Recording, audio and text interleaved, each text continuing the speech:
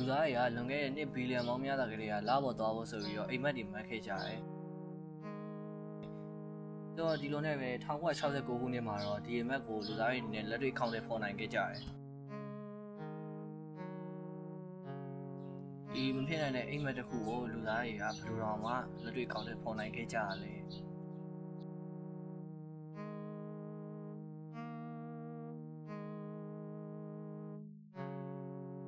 1961မှာ NASA ကနေပြီးတော့ Apollo program တစ်ခုကိုပြုလုပ်ခဲ့ရော Apollo program ရဲ့အဓိကရည်ရွယ်ချက်ကတော့လူသားတွေလပေါ်ကိုရှေ့ချနိုင်မှုနဲ့ကမ္ဘာစီကိုဘေးကင်းလုံခြုံစွာပြန်လာနိုင်မှုဆိုတဲ့ရည်ရွယ်ချက်တစ်ခုပါ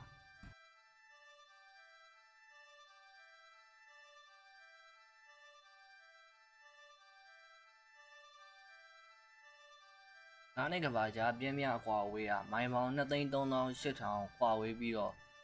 ဒီခီးစဉ်မှာအသုံးပြုဖို့အတွက်ဆိုပြီး NASA ကနေပြီးတော့ Saturn V rocket ကြီးကိုရွေးချယ်ခဲ့တယ်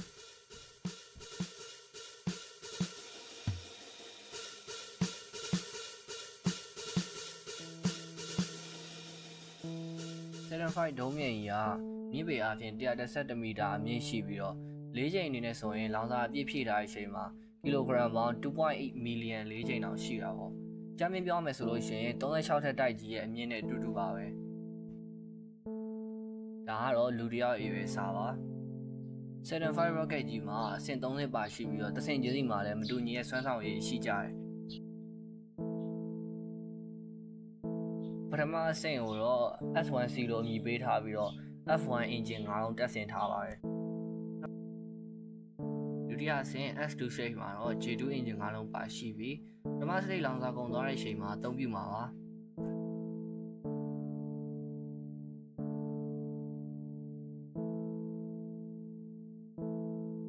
S4V ဖြစ်တဲ့တတိယ stage မှာတော့ J2 engine တစ်လုံးပါရှိပြီးတော့ဘာသာရင်ရောဘာပလန်နဲ့လာစီအောင်တုံးမှုပေးမှာပဲဖြစ်ပါတယ်။နောက်ပြီးလာစင်းရင်လူနာမော်ဂျူကိုလည်းဖုန်းကိုင်အောင်မှာတခြားစွာနဲ့ထည့်သွင်းထားပါသေးတယ်။လာစင်းရင်မှာဆင်းနှစ်ဆင်းပါရှိပြီးတော့ဒီ Sense stage နဲ့ Essence stage တို့ဖြစ်ပါတယ်။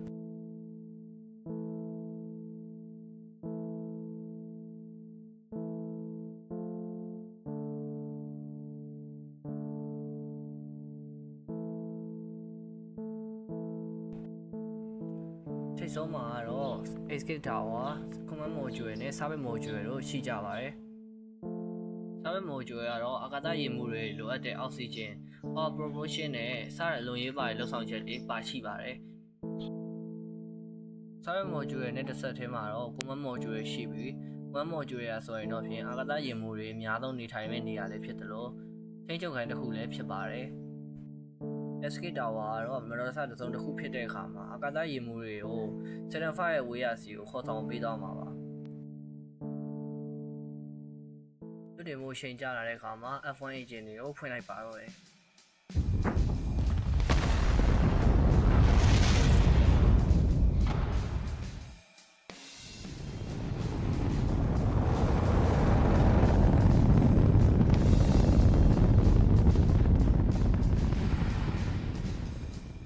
Saturn V ဒုံးမြင်ကြီးက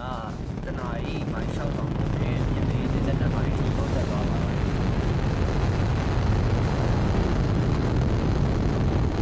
မနေ့နဲ့40စက္ကန့်ကြာတဲ့အခါမှာတော့ပထမအဆင့်ကလောင်စာကုန်သွားခဲ့ပါပြီ။အဲနောက် S1C ကိုဆွန့်ပစ်လိုက်ပါတော့တယ်။ချိန်ထဲမှာလည်း Escape Tower ကအရေးမပါတော့အကြောင်းဆွန့်ပစ်လိုက်ပါတယ်။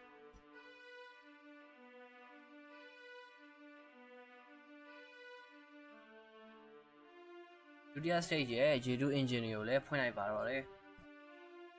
J2 engine တွေကို6မိနစ်ကြာဖွင့်ထားပြီးတဲ့အခါမှာတော့ Saturn V rocket ကြီးဆိုရင်တော့115မိုင်အမြင့်ကိုအောင်မြင်စွာနဲ့ရောက်ရှိလို့နေပြီပဲဖြစ်ပါတယ်။အဲဒီနောက် S2 stage ကိုဖြုတ်ချလိုက်ပြီးတော့တတိယ stage engine ကို2မိနစ်ခွဲကြာအသုံးပြုပြီးတော့ကမ္ဘာ့ယာယီပလန်နဲ့ကိုရောက်ရှိအောင်တောင်းပါပဲဖြစ်ပါတော့တယ်။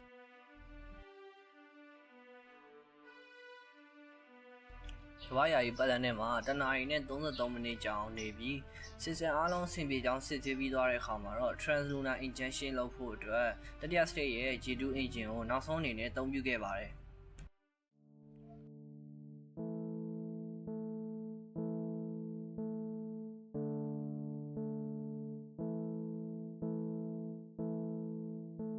Adrenaline injection ဆိုတာကြတော့ရှင်းပြောမယ်ဆိုလို့ရှိရင်ကဘာကနေလာစီရောက်ဖို့နာတုံးတဲ့နီးဖြူတာတစ်ခုဖြစ်တယ်ပေါ့ဗျာအခုချိန်မှာတော့အာကာသယာဉ်ကလာစီသွားဖို့နာလမ်းကြောင်းတဲ့မဲ့သွားပြီဖြစ်ပါတယ်လာစင်းရင်ကိုကာကွယ်ပေးထားတဲ့အဖုံးကာတွေကိုနောက်ဆုံးမှာဖယ်လိုက်ကြတယ်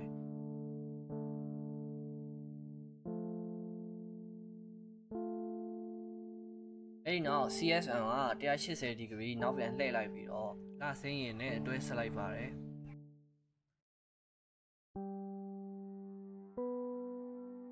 လာစင်းရင်လူနာမိုဂျွေကို S4V ကနေဆွဲထုတ်လိုက်ပြီးခီးစဉ်ဆက်ပါတော့တယ်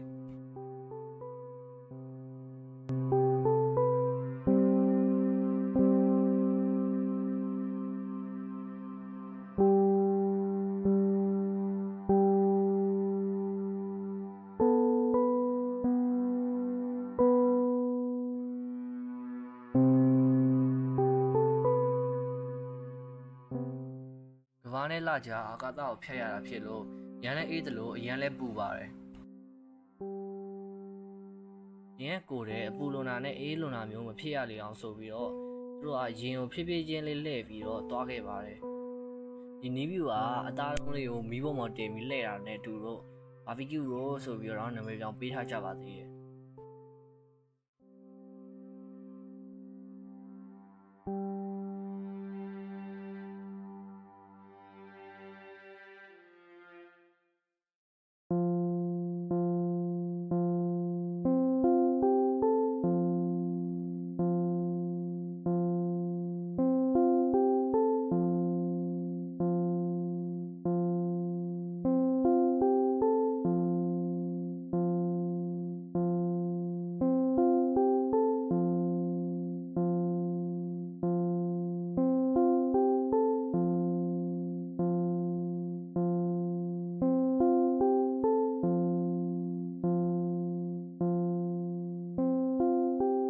ကြာပြီးတဲ့အခါမှာတော့အာကာသယာဉ်ကလာစီကိုအောင်မြင်စွာနဲ့ရောက်ရှိခဲ့ပါပြီ။ဒါပေမဲ့လောက်ဝဆင်းဖို့အတွက်အချိန်လျှော့ဖို့အများကြီးလိုပါတယ်။ယာဉ်ကလာရဲ့နောက်ဖက်ရှမ်းကိုရောက်တဲ့အခါမှာတော့စာပေမော်ဂျူရဲ့ main engine ကိုဖွင့်လိုက်ပြီးတော့ယာဉ်ရဲ့အမြန်နှုန်းတနာရီ2,450,000 မိုင်နှုန်းကနေပြီးတော့တနာရီ3,600 မိုင်နှုန်းအထိကိုလျှော့ချခဲ့ပြီးတော့တည်ငြိမ်တဲ့လာဘက်လန်တစ်ခုလေးရအောင်လို့ဆိုပြီးပြုလုပ်ခဲ့ပါတယ်။ဒီနီးဗျူအားကိုLunar Orbit Insertion လို့ခေါ်ပြီးတော့တင်ငိမ့်တဲ့ level land တစ်ခုတည်းကိုရောက်ဖို့တာအတွက်သုံးတဲ့ new view တစ်ခုပဲဖြစ်ပါတယ်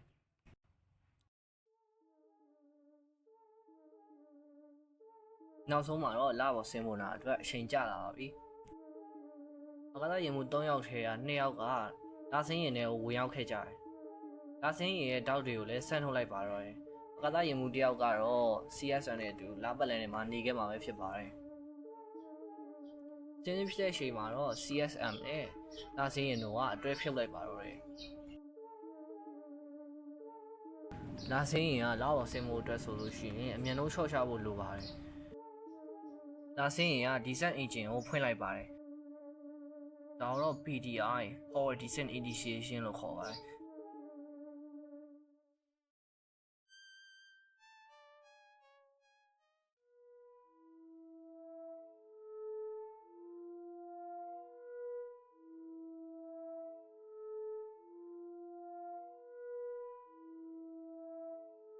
ပြေးပြေးချင်း gear design ဆင်းသက်ဖို့ကြိုးစားခဲ့ကြပြီးတော့နောက်ဆုံးမှာတော့လာပေါ်ကိုအောင်မြင်စွာနဲ့သူတို့တွေဆင်းသက်နိုင်သွားကြပြီပဲဖြစ်ပါတယ်။အာသာရေမှု2ယောက်ဟာဆိုလို့ချင်းလာပေါ်မှာ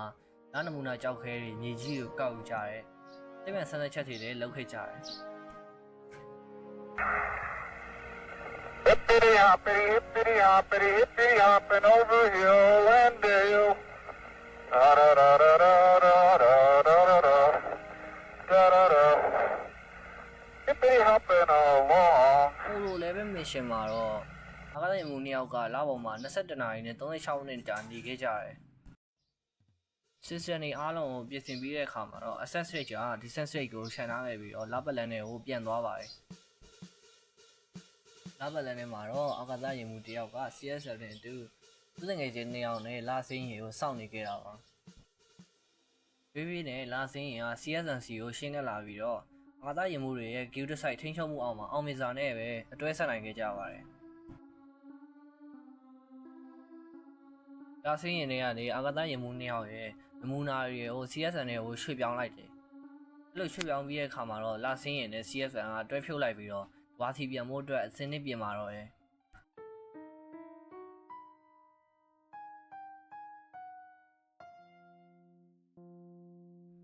ကဘာစီကိုပြန်ဖို့အတွက်ရင်ရလောက်ခဲ့တဲ့ translunar injection လိုပဲ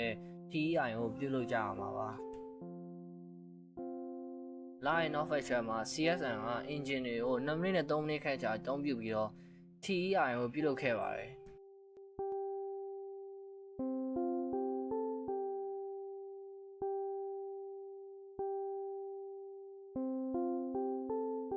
အာကာသထဲမှာ3ရက်ဝန်းကျင်ခရီးနေပြီးတဲ့အခါမှာတော့ကမ္ဘာစီကိုတဖြည်းဖြည်းချင်းကပ်လာပါတော့တယ်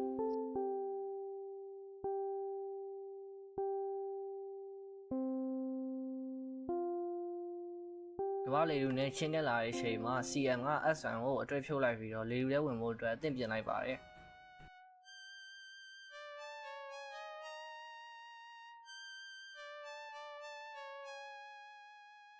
လေဦးနဲ့ပုတ်တိုက်တဲ့အခါမှာဖြစ်ပေါ်လာတဲ့ plasma တွေကိုတော့ command module ရဲ့အောက်ခြေမှာရှိတဲ့အပူခံတိုင်းတစ်ခုကကာထားပေးပြီးအာကာသယာဉ်မှူး3ယောက်နဲ့ command module တွေကိုဘေးကင်းလုံဆုံးပြခဲ့တယ်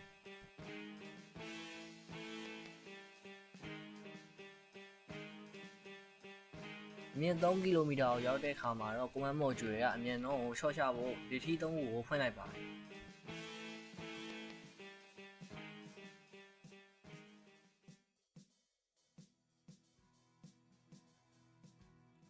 လူသားသမားရဲ့အဝေးလံဆုံးသောခီးစဉ်အင်းတစ်ခုပြီးမှာတော့အာကာသယာဉ်မှူး3ယောက်ဟာဘေးကင်းလုံခြုံစွာနဲ့ CM နဲ့အတူ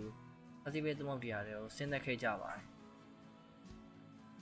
ကြာခင်မှာပဲအသင်းဆောင်နေတဲ့အမေရိကန်ရေတပ်ကလာရောက်ပြီးတော့အာကာသယာဉ်မှူး3ယောက်ကိုဘေးကင်းရာစီးခေါ်ဆောင်ပေးသွားမှာပဲဖြစ်ပါတော့တယ်